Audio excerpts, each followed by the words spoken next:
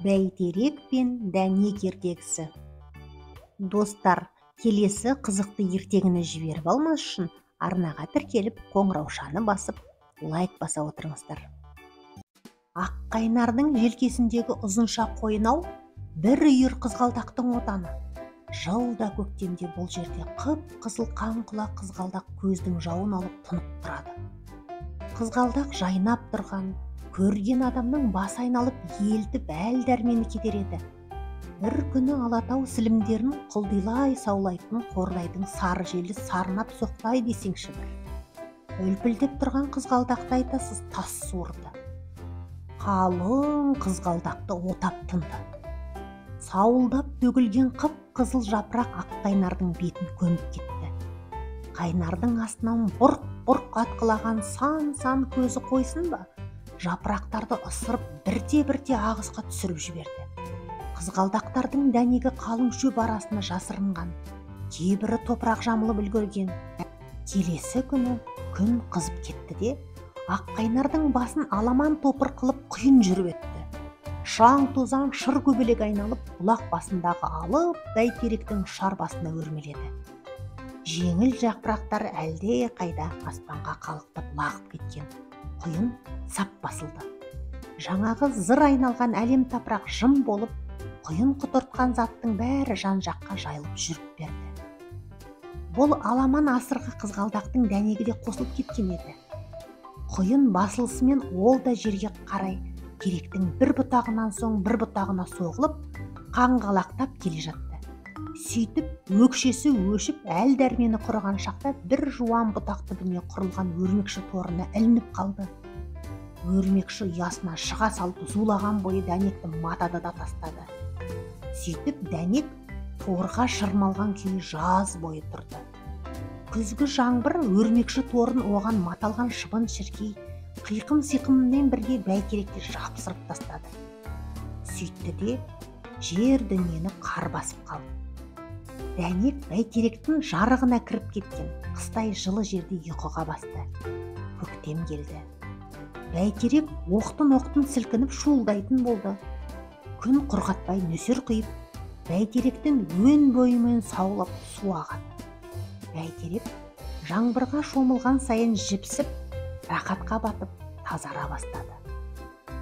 Дәнекті де су әлденеше рет жуып өтті. Өз-өзіне желік пайда болып, қыбырлай бастады. Жерге түскісі келді. Төменге қарап еді, бас айналды. Жер алыс, лай, батпақ екен, денесі түршікті. Дәнек, жерге түссем, ана батпаққа батып кетіп тұншығып өлем-ау, деп қуысқа бұға түсті. Кешке қарай күшті дауыл тұрып, бәйтерек қатты сілкінді. Дәнекте ес қалмады. Дауыл бір саябырсығанда ол: «Атай, мені аяй көріңіз, көп қозғалмаңызшы, менің сізге еш зияным жоқ қой, осы кішкентай қуысыңызда жата берейінші», деп безек қақты. «Ей, сен кімсің?» деп гүр етті бәйтерек. «Мен қызғалдақтың дәнегімін». «Онда несіне қалтырайсың? Секір жерге, кір қойнына. Жер бәріміздің анамыз. Ол сені де өндіреді, өсіреді. Жайқалып тұр содан соң көздің жауын алып». «Өспеймін, жатам осылай. Қозғалсам, жел былтырғыдай іліп әкеп, тау тасқа соғып, басымды айналдырады». «Ой сен, тіл ал, ондай болмаса өмірдің қызығы қайсысы? Жер қазір жұмсақ, қойнына кіресің де кетесің. Жер демі ыстық, қыстайғы денеңді алған суықтан әп-сәтте арыласың. Балқып, өніп жүре бересің, көктеп өсесің». «Көктемеймін, қызғалдақтың өмірі қысқа екен. Кішкентай ғұмыр үшін әуреге түскенше жата берем осылай». «Сендер қызғалдақсыңдар, біз терекпіз. Мына кең дүниеге бәріміз де керекпіз. Сөзді доғар, секір кәні». «Секірмеймін». «Секіресің». Бәйтерек ашуланып сілкініп өтті. Дәнек безек қақты. «Атай, тимеңізші». «Жақсы. Жасықты жаным жек көреді. Шыбық тимес шыңқ етпе болған деген не сұмдық?» Бәйтерек енді әй-шайға қараған жоқ. Бір жіңішке шыбығымен дәнекті сырып жіберді. Дәнек зу етіп құлдилаған бойы барып жұмсақ топыраққа сүңгіп кетті. Терекке өкпесін айтып та үлгере алмады. Жер дымы мен күн қызуы қойсын ба, дәнек алдымен бусанып, содан соң қыз қайнап өртіп жүре берді. Сөйтті де ақ сүйрік болып өніп, қылтиып жер бетіне шыға келді. Бәйтерек тұр екен сол орнында, жапырақтары бүр жара бастапты. Бәйтерек ата, міне, мен өніп шықтым деп айқай салды дәнек. Айттым ба саған, қорқып ең, қуанып тұрсың енді. Көп қуаныш әлі алда, сен қазір өскінсің. Сенің өзегіңді жарып қызғалдақ шығады.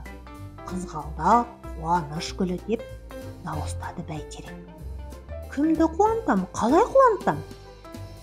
Өс, саусағыңды жай, алау ат, арғысын өмірдің өзі көрсетеді.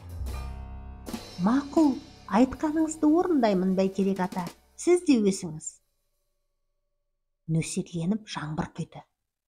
Дәнек өскін суға тұншығып, қалшылдап жаурай бастады. Бәйтерек ата, өлдім деп шыңғырды. Шыда өскінім, сіміре бер жаңбыр суын. Ертең күн шығады, жайнай түсесің.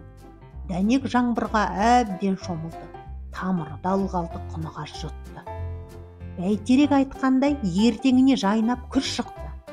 Дәнек құлақтанып, қызыл шұбар жапырағын жайды.